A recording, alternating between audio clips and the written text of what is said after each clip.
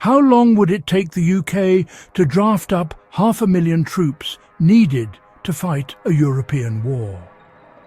The honest answer is this: the war would already be happening long before the army was ready. In the first few days, nothing dramatic would appear on the streets.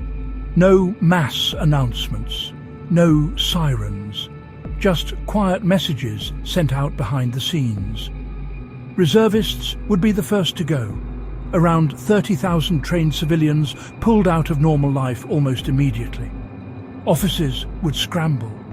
Shifts would be left uncovered. Families would adjust without much warning. Within the first month, Parliament would move fast, faster than the public could process. Emergency powers would be passed. Military contracts extended without consent. Former soldiers contacted, some who left 5, 10, even 15 years earlier.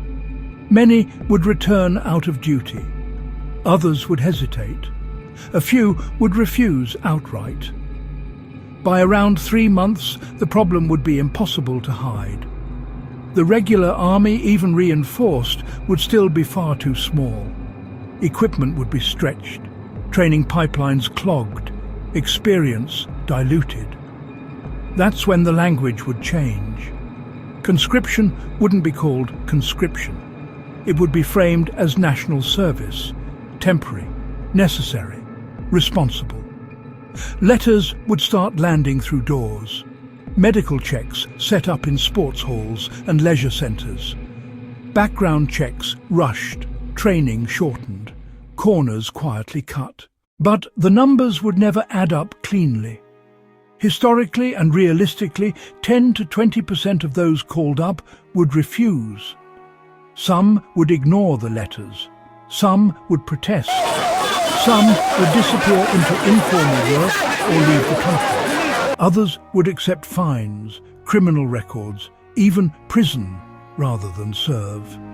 The government would plan for this. Refusal is always part of mobilisation.